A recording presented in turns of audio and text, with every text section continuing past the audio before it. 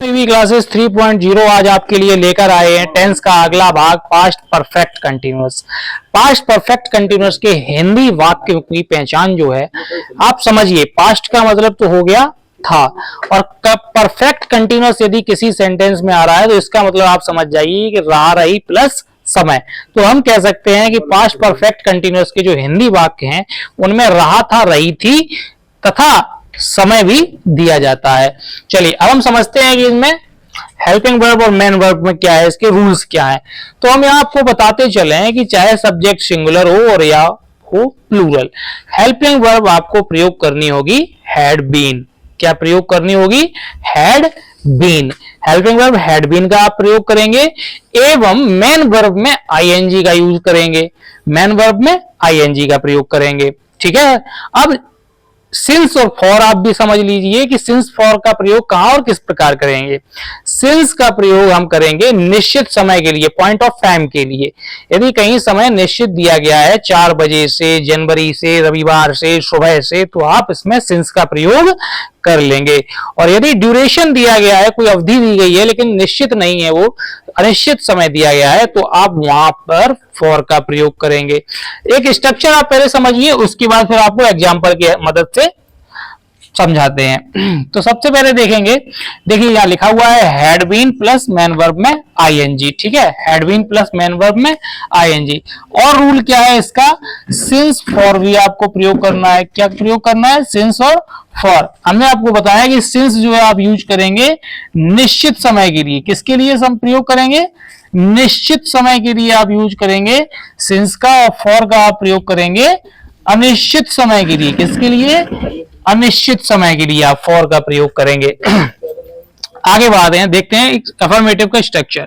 सर्वप्रथम आप सब्जेक्ट क्या यूज करेंगे, उसके बाद हेल्पिंग वर्ब होगी हमारी हैड बीन, जो कि मैंने आपको बताया कि हेल्पिंग वर्ब जो है हमारी चाहे सब्जेक्ट सिंगुलर हो या प्लूरल, आपको हैड बीन यूज करनी है।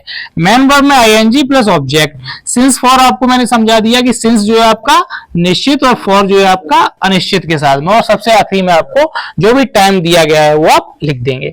चलो समझते हैं। वह 2 दिन से गाना गा रहा था। एक आपको उदाहरण की सहायता से समझाने की कोशिश करते हैं। वह 2 दिन से गाना गा रहा था। तो आप सबसे पहले देखेंगे स्ट्रक्चर। आप स्ट्रक्चर को फॉलो करते रहिए, आप आराम से सेंटेंस को इंग्लिश में ट्रांसलेट कर लेंगे। चलिए सबसे पहले आप सब्जेक्ट लिखेंगे। तो गाना कौन गा रहा था 2 दिन से? वह। तो हमने सबसे पहले सब्जेक्ट वह निकाल दिया, तो हमने यहां लिख दिया ही। ठीक है साथियों। सब्जेक्ट लिखने के बाद आपको लिखना है हैड बीन। तो हमने देखिए यहां लिखा हैड बीन। हैड बीन लिखने के बाद आप लिखेंगे मेन वर्ब और उसमें लगाएंगे आईएनजी। तो सबसे पहले तो आप मेन वर्ब निकालिए। कार्य क्या हो रहा है इसमें? गाने का। कार्य क्या हो रहा है? गाने का। तो गाने की होगी सिंग और उसमें आपको जोड़नी है क्या? मेन वर्ब में आईएनजी। तो आपने यहां लिखा सिंगिंग। बचा क्या? गाना। तो अ सॉन्ग। समझ में आ रहा है? Singing a song. चलिए ऑब्जेक्ट लिख दिया। अब हम देखेंगे सिंस फॉर। तो हमारा समय कैसा है? हमारा पॉइंट ऑफ टाइम है यदि निश्चित है तो हम सिंस का यूज करेंगे। 2 दिन। 2 दिन ये क्लियर नहीं हो रहा है कौन से 2 दिन की बात कर रहे हैं, सोमवार मंगलवार की कर रहे हैं या फिर शुक्रवार शनिवार की कर रहे हैं, तो ये निश्चित नहीं है ना। तो फॉर का यूज हो जाएगा। हमने यहां फॉर का यूज कर लिया, ठीक है। सिंस फॉर वाली बात क्लियर होगी। अभी टाइम, तो टाइम दिया गया, क्या समय दिया है? समय दिया गया है 2 दिन से। तो आप यहां लिखेंगे 2 डेज। फॉर का यूज कर लिया और 2 डेज। समझ में आया साथियों? एक एग्जांपल और देखेंगे हम इसका। हम 4 बजे से पानी पी रहे थे। तो हम 4 बजे से, काम कौन कर रहा है इसमें? हम। तो हमारा सब्जेक्ट हो गया हम, हमने वी का प्रयोग कर लिया। हैड बीन यूज करनी है तो हैड बीन का प्रयोग किया। मेन वर्ब में आईएनजी। तो कार्य क्या हो रहा है? 4 दिन से हम क्या कर रहे हैं? पीने का कार्य क्या कर रहे हैं? मेन काम क्या है? पीना। पीने की ड्रिंक होती है और उसमें हमने जोड़ा आईएनजी, तो यहां हो गया ड्रिंकिंग। अब पानी लिखना है ऑब्जेक्ट, तो हमने लिख दिया वाटर। अब सिंस या फॉर आप देखेंगे ऑब्जेक्ट लिखने के बाद सिंस या फॉर। तो आप फिर से देखिए समय निश्चित है या अनिश्चित है। तो 4 बजे बिल्कुल निश्चित समय, क्लियर कर दिया, बिल्कुल पॉइंट ऑफ टाइम की बात हो रही है 4 बजे से। तो जब निश्चित हो गया है तो हम सिंस का प्रयोग कर लेंगे। ये देखिए हमने देखो एरो बनाकर बताया है आपको कि यदि सिंस जब लगेगा, यदि आपका समय निश्चित दिया गया हो, तो हमने यहाँ सिंस का प्रयोग किया।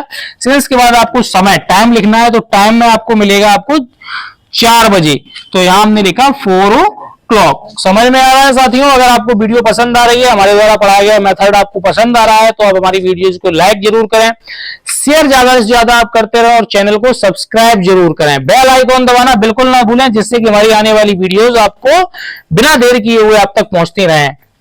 नेगेटिव सेंटेंस समझते हैं अब आपको। नेगेटिव सेंटेंस में आप समझेंगे कि सब्जेक्ट लिखेंगे, सब्जेक्ट के बाद had plus not plus been. Had और बीन के बीच में आपको नॉट का प्रयोग करना होगा। मेन वर्ब में आईएनजी, मेन वर्ब आईएनजी आपको ध्यान रखना है। किसी भी हिंदी वाक्य के अंत में यदि रहा लिखा हुआ मिल जाए, समझते रहिए आप ध्यान से, किसी भी हिंदी वाक्य के अंत में यदि रहा लिखा हुआ मिले, आप आईएनजी का प्रयोग वहां जरूर कीजिएगा। चलिए अब हम समझेंगे नेगेटिव, हैड नॉट बीन और मेन वर्ब में आईएनजी और ऑब्जेक्ट। बाकी का सेम फॉर्मूला वही अफर्मेटिव जैसा है, सिंस फॉर वही निश्चित और अनिश्चित को देख के लगाएंगे, पॉइंट ऑफ टाइम या फिर टाइम ऑफ ड्यूरेशन, और बाद में टाइम लिखना होगा आपको यानी समय।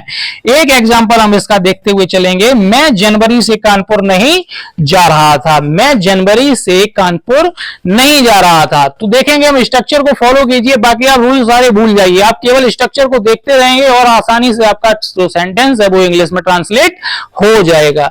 सबसे पहले आपको लिखना है सब्जेक्ट, तो कार्य कौन कर रहा है, कानपुर जाने का कार्य कौन कर रहा है, मैं, तो मैं की हो गई, आप सबसे पहले देखेंगे तो आई, और आई लिखने के बाद आप देखिए ध्यान से स्ट्रक्चर में, तो सब्जेक्ट लिखने के बाद आपको लिखना है हैड नॉट बीन, तो हमने लिखा है हैड नॉट बीन। चलिए हेल्पिंग वर्ब नॉट का प्रयोग हो गया, अभी मेन वर्ब में आईएनजी लगानी है। तो जाने का कार्य क्या है, जाने का, तो गो, और गो में आईएनजी, बचा क्या कानपुर, तो टू कानपुर।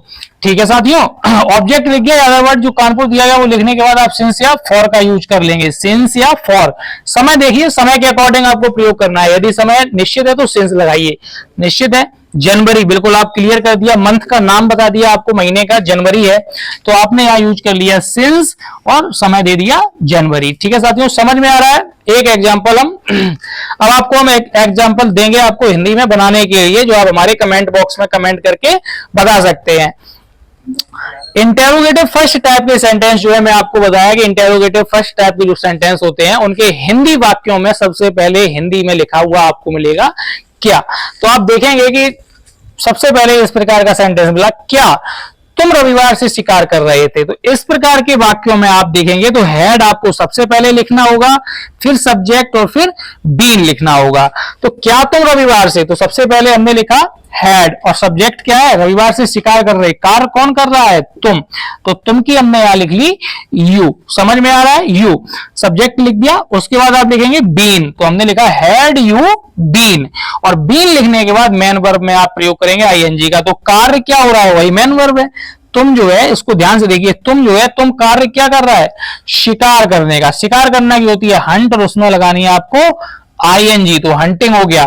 हंटिंग लिखने के बाद आप देखेंगे तो आपको ऑब्जेक्ट इस सेंटेंस में दिया नहीं गया है। तो जब ऑब्जेक्ट नहीं दिया गया है तो हम इसको छोड़ते हुए आगे चलेंगे और देखेंगे तो सिंस या फॉर का आपको प्रयोग करना है। तो सिंस या फॉर आप देखेंगे अपने समय के अनुसार, समय दिया गया आपको रविवार, यानी एग्जैक्ट समय आपको बताया गया है, पॉइंट ऑफ टाइम आपको दिन का जो नाम है वो स्पष्ट कर दिया है, तो यहां आप प्रयोग करेंगे सिंस का। तो यहां हमने यूज किया सिंस। बचा क्या समय, तो हमने यार संडे लिख दिया, रविवार की क्या होती है संडे, संडे मंडे तो आते ही है सबको। अब एक इसमें देखेंगे हम QMW वाले, यानी प्रश्नवाचक वाले वाक्य जो बीच में दिए गए हो, प्रश्नवाचक शब्द यदि बीच में आ जाए, जैसे राधा 2 वर्षों से अंग्रेजी क्यों पढ़ा रही थी, तो बस सेम टू सेम वही है जैसे इंटरोगेटिव फर्स्ट टाइप का हमने अभी अध्ययन किया, उसी प्रकार से इसमें है कि बस करना क्या होगा, जो बीच में शब्द दिया गया है वो आप सबसे पहले लिख देंगे। लेकिन फिर भी मैंने आपकी सहूलियत के लिए एक स्ट्रक्चर बना दिया है, आप इसको आराम से देख सकते हैं और इसको पढ़ सकते हैं। तो राधा 2 वर्षों से अंग्रेजी क्यों पढ़ा रही थी, तो सबसे पहले क्यों दिया गया, मैंने आपको बताया जो बीच में शब्द दिया गया हो सबसे पहले आप उसकी मीनिंग लिखिए। तो क्योंकि हो गई यहाँ पर वाई, वाई लिखने के बाद क्वेश्चन मार्क वर्ड लिखने के बाद हैड लगाना है, तो हैड यूज किया। सब्जेक्ट, तो कार्य कौन कर रहा है, पढ़ाने का, राधा, तो हमने यहां लिखा राधा। राधा लिखने के बाद बीन लिखना है, बीन लिख दिया। मेन वर्ब में आईएनजी लगानी है, मेन वर्ब यानी कार्य, तो कार्य क्या कर रही है, राधा काम क्या कर रही है, पढ़ाने का कार्य कर रही है। तो पढ़ाने का होती है टीच, और टीच में आईएनजी का प्रयोग कर लिया, टीचिंग इंग्लिश, अंग्रेजी यानी इंग्लिश। समय दिया है 2 वर्ष, तो 2 वर्ष जो है वो क्लियर नहीं है कौन से 2 वर्ष की बात हो रही है, 2004-5 की कर रहे हैं, 7-8 की कर रहे हैं, तो जब क्लियर नहीं है तो हम वहां पर करेंगे फॉर का प्रयोग। और फॉर 2 वर्षों से, तो 2 वर्षों की होगी 2 years और क्वेश्चन मार्क। इंटेरोगेटिव सेंटेंसेस में आप इंटेरोगेटिव मार्क का यानी क्वेश्चन मार्क का जरूर ध्यान रखेंगे। इसी के साथ पास्ट टेंस जो है वो समाप्त होता है और हम आपसे इसी के साथ अलविदा लेना चाहेंगे। जय हिंद।